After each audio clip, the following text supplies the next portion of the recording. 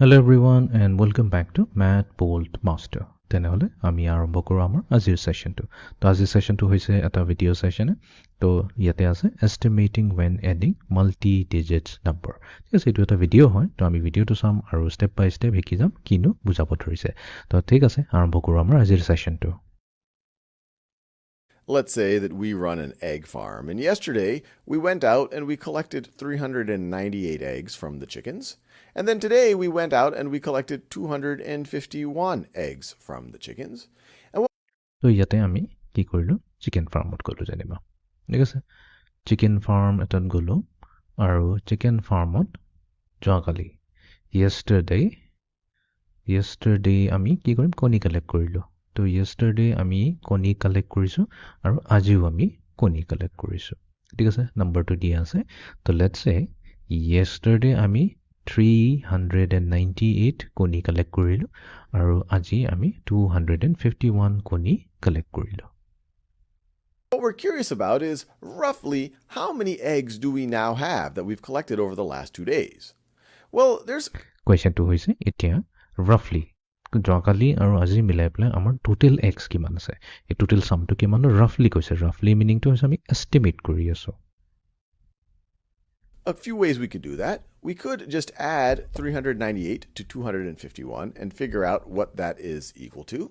But let's say that we don't have a lot of time and we don't have paper and we want to do it in our heads, and we don't care about the exact number. We want to know roughly how many eggs do we have. Well, that's where the tool of estimating is useful. So instead of saying the exact amount of eggs, we could say how many do we roughly have? And that's what this squiggly equal sign means. It means So আমাক যদি ইহঁতৰ estimate কৰিব লাগে যোৱাকালি আৰু আজিৰ কণী কিমান আছিলে তো আমি কি কৰিম দুইটাৰ সাম কৰিম ঠিক আছে যদি এক্সাক্ট ভ্যালুটো ওলাব লাগে তো কোনো প্ৰবলেম নাই ডাইৰেক্টলি আমি এড কৰি দিব পাৰো এড কৰাটো আমি জানো কেনেকৈ এড কৰে সো 398 + 251 আমি কৰি দিলে আমি যোনটো ভ্যালু হয় হেতু পাই যাম বাট লেটস আমাৰ তাত টাইম নাই আমি একদম পুৰা দৌৰা দৌৰি কৈ আছো বলে কৈ আহি পেলাই তোমাক ক'লে কি যোৱাকালি 398 x আছিল আজি 251 আছিল তো দুইটাৰে সাম কিমান হ'ব তো পটাপট ক্যালকুলেট কৰিব কাৰণে আমি এস্টিমেট কৰিম তো এস্টিমেট কৰা মানে কি হৈ গৈছে আমাৰ ইকুৱেল সাইনটো নাহে এনেকুৱা এই curvy line ahe enaka curvy equal sign to ahibo ba enaka squiggly buli ko koi to to yar sum to kiman ho to etu ke koa hoy estimate kora eti ami ki koribo lagibo jokalir koni amount to kami estimate kori pane round off korim aru ajir to ami round off korim aru hei duta round off value to jeti ami sum korim hetu amar estimate hoy jabo.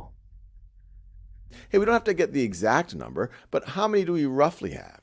And so we will be estimating. And the way that we can do that is that we can round each of these numbers to a number that is close to them, but that's easier to add in our heads. And then we add those two numbers.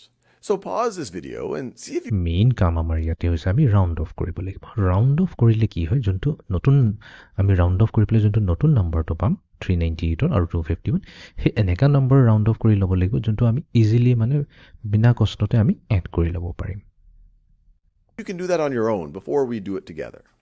All right, now let's do this together. Let's start with 398 and let's round it to the nearest 10. So 398, you can view this as, we have a 9 in the tens place, but you could view this as 39 tens and 8. The 10 that it is right directly above is exactly 39 tens and 0 ones, or 390. And then the next 10 would be if we go up to 40 tens, which would be the same thing as 400. Now, which এতিয়া আমি সবতকৈ important কাম কি কৰিম আমি tense প্লেছত round of কৰিম তো আমি ইয়াতে লিখিলো ৰাউন্ডিং অফ টু দ্য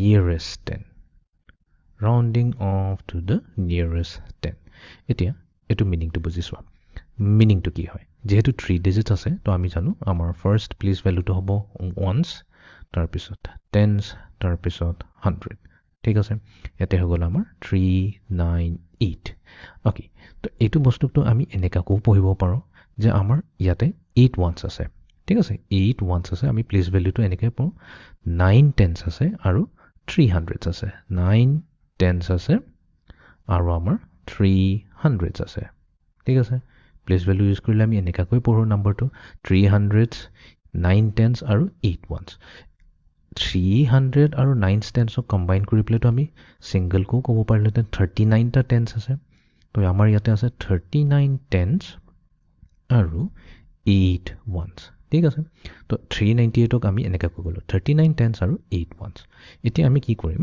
ইয়াক ৰাউণ্ড অফ কৰিম টু দ্য নিয়েৰেষ্ট 10 তো তাৰমানে 39ক ৰাউণ্ড অফ কৰিব লাগিব তো 39ক যদি ৰাউণ্ড অফ কৰোঁ আমি এটা বস্তু ক'ব পাৰোঁ যে 39 কাৰ ওচৰত আছে 30ৰ ওচৰত আছে নে 40ৰ ওচৰত আছে তো অবভিয়াছলি 39 to 40ৰ ওচৰত আছে তো তাৰমানে আমি কি কৰিব পাৰোঁ এই 39টোক আমি ৰাউণ্ড অফ কৰি পেলাই ক'লোঁ 39 টেন্স বুলি নকৈ পেলাই আমি ইয়াতে কৰিলোঁ 40 টেন্স ঠিক আছে তো 40 টেন্স আমি যেহেতু নিয়েৰেষ্ট 10 কৈছোঁ তেনেহ'লে ওৱান্স প্লেচটো নেচালে হ'ব তো 398ক আমি ৰাউণ্ড অফ কৰি পেলাই ক'লোঁ এইটো হৈ যাব আমাৰ 40 টেন্স এতিয়া 40 টেন্স মানে কি হৈ গ'ল 40টা 10 আছে তো 40 টেন্স মানে হৈ গৈছে আমাৰ মিনিংটো হৈছে 40 into 10 so 40 into 10 মানে কি হৈ গ'ল 400 তো আমি ইয়াতে কৈছোঁ যে 398ক আমি এপ্ৰক্সিমেটলি 400 বুলি ক'ব পাৰোঁ এইটো ৰাউণ্ড অফ কৰিলোঁ ৰাউণ্ড অফ কৰি পেলাই এইটোক 400 বুলি ক'লোঁ Which one would we round to? Well, 398 is closer to 400 than it is to 390. And we've talked about in the rounding videos that you can see that this right over here is 5 or greater, so we would round the tens place up. So we would round to 400. And so 398, we round to 400. And then we're going to add that to 251. What's that rounded to the nearest 10? So I'll do that again right over here. 251.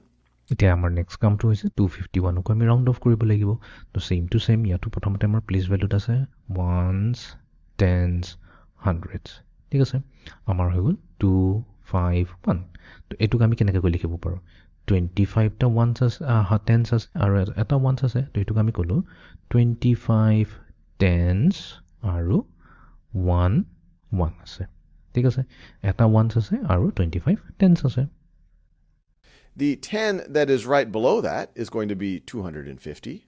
The 10 that is right above that is going to be 260. Again, you could view this as 25 tens and 1. And 251 is clearly closer to 250. তো আমিতো round of কৰিলে যিহেতু আমি কৰি আছোঁ two the nearest 10 তো আমি এইটোক নাচাওঁ আমি ওৱানছটোক নাচাওঁ আমি খালি 25 টেন্সটোক চাওঁ এতিয়া আমি সুধিব পাৰোঁ নেক্সট কুৱেশ্যন যে 25 টেন্স কাৰ ওচৰত আছে 25 টেন্সৰ ওচৰত আছে নে 26 টেন্সৰ ওচৰত আছে কোনটোৰ ওচৰত আছে আমি যিমান ক্লোজ ল'ব পাৰোঁ সিমান ক্লোজ ল'ম তো অবভিয়াছলি 25 টেন্সৰ ওচৰত আছে তো তেনেহ'লে 251ক আমি এপ্ৰক্সিমেটলি ক'ব পাৰিম 25 আৰু ওৱানছৰ জেগাত আমি 0 লিখি দিলোঁ আমি এনেকৈ ডাইৰেক্টলিও চাব পাৰোঁ যে 251 যদি চাওঁ তো 26 টেন্স যদি থাকিলেহেঁতেন এইটো হৈ গ'ল আমাৰ 260 তো 251 কাৰ ওচৰত আছে 250ৰ ওচৰত আছে নে 260ৰ ওচৰত আছে ডেফিনেটলি 250ৰ ওচৰত আছে তো ইয়াতে আমি কি কৰিম এই 251ৰ জেগাত আমি এপ্ৰক্সিমেটলি 250 ল'ম চ' 400 প্লাছ 250 এতিয়াতো এইটো চাম কৰা বহুতেই ইজি হৈ গ'ল এইটো কি হ'ব 650 তো আমি কৈ আছোঁ যে আমাৰ যোনটো যোৱাকালিৰ আৰু আজিৰ কণীটো যদি আমি এড কৰোঁ তেনেহ'লে টোটেল এক্স আমাৰ হৈ যাব এপ্ৰক্সিমেটলি 650 এইটো আমাৰ এষ্টিমেটেড ভেলিউ হয় We can round down. Another way to think about it is you look at the tens place and then you look at the ones place and you say, hey, this is less than 5, so I'm going to round down to on the tens place. So we get to 250. আৰু এইখিনি বস্তু যদিও confusion হৈছে তেনেহ'লে আৰু simple technique হৈছে rounding অফত আমি প্ৰথমতে ল'লোঁ 398 এতিয়া আৰু আমি এইটো এড কৰিম 251ৰ লগত আমি যিহেতু rounding of to the nearest টেন্সৰ মিনিংটো এইটো হৈ গ'ল আমি যোনটো টেন্স প্লেচত আছে সেই ডিজিটটোক চাম ঠিক আছে তাৰপিছত তাৰ লৱেষ্ট প্লেচ ভেলু কি আছে 8 আছে যিহেতু এই 8 ভেলুটো 5তকৈ ডাঙৰ হয় আমি ইয়াতে ক'ম যে চিন্স 8 is greater than 5 তেনেহ'লে আমি কি কৰিম এই 8টোক আমি 0 বুলি কৈ দিম 8ৰ জেগাত আমি 0 লিখি দিম আৰু এই 9টো কি কৰিম এটা ভেলু উঠাই দিম 9 এটা 1 কৰি দিম 9 প্লাছ 1 কৰি দিলে আমাৰ কি হৈ যাব 10 হৈ যাব 10ৰ পৰা 1 কেৰি অভাৰ হৈ গ'ল 3 লগত এড হৈ পেলাই আমাৰ 400 হৈ গ'ল তো আমি ৰাউণ্ড অফ কৰিলোঁ 390 হৈ গ'ল আমাৰ 400 প্লাছ এইফালে আছে 251 এগেইন আমি টেন্স প্লেচেৰে আৰম্ভ কৰিম 5টো আমাৰ টেন্স প্লেচ আছে ইয়াক ৰাউণ্ড অফ কৰিব লাগে ইয়াৰ নেক্সট ডিজিটটো কি হৈছে 1 যিহেতু 1ৰ ভেলুটো হৈছে আমাৰ 5তকৈ সৰু তো তাৰমানে এই 1টোতো আমাৰ 0 হৈ গ'ল আৰু এই 5টো 1তকৈ সৰু হোৱাৰ কাৰণে এই 1 ভেলুটো 5তকৈ সৰু হোৱাৰ কাৰণে এই যোনটো 5 আছে টেন্স প্লেচত সেইটো 5 হৈ থাকিব, কোনো চেঞ্জ নহয়। ঠিক আছে, আৰু নেক্সট এইটো হৈ গ'ল 250, চ' 400 প্লাছ 250 এইটো আমাক কি দিব, এইটো দিছে ইকুৱেলছ টু 650। তো আমি কৈছোঁ ইহঁত দুটাৰ চাম হৈছে approximately 650। So when you round 251 to the nearest 10, you're going to get 250. Now I encourage you, add these two in your head. What would this be equal to? Well, the way that I think about it in my head, then there's a lot of different ways to approach addition, but you could say, all right, I can think about the hundreds. I have 4 hundreds, and I'm adding that to 2 hundreds. Let me do this in a new color. So if I have 4 hundreds and I'm adding it to 2 hundreds, well, that's going to be 6 hundreds. And if I have 0 tens, and if I'm adding it to 5 tens, well, I'm still going to have 5 tens. And then I have 0 ones in either case, so I'm still going to have 0 ones. And so there you have it. We were able to estimate 398 plus 251 as being roughly 650. তো ইয়াতে লাষ্টৰ পাৰ্টখিনি খালি addition কেনেকৈ কৰিব লাগে সেইটোৱে গ'ল। আই hope চবেই জানাই এডিশ্যন কেনেকৈ কৰে। চ' 400 প্লাছ 250 এইটোতো বহুত কুইক এডিশ্যন আমি কৰিব পাৰোঁ। প্ৰথমতে ওৱান্স প্লেচকেইটাক এড কৰি দিলোঁ, ওৱান্স প্লেচ এড কৰি দিলে 0 আৰু 0 ওৱান্স আছে, ওৱান্সে নাই, তো অভিয়াছলি একো ওৱান্স নাহে, 0 আহিব। নেক্সট টেন্স প্লেচলৈ আহি যাওঁ, 400ত আছে আমাৰ 0টা টেন্স, আৰু যদি 250ত চাওঁ ইয়াতে 5টা টেন্স আছে, চ' 0 টেন্স আৰু 5 টেন্স হৈ যাব আমাৰ টোটেল 5 টেন্স। দেন 100s প্লেচলৈ আহি যাওঁ, 400s আছে আৰু 200s আছে, তো 400s আৰু 200s আমাৰ কি হৈ যাব, 6টা হৈ যাব 600s, তো তাৰমানে 650 হৈ যাব আমাৰ ফাইনেল চাম। তো এইটোৱে আছিল আমাৰ আজিৰ ছেশ্যনটো এষ্টিমেশ্যন। ঠিক আছে, তো আজিৰ ছেশ্যনটো এইখিনিতে সমাপ্ত কৰিলোঁ। See in the next session. Thank U.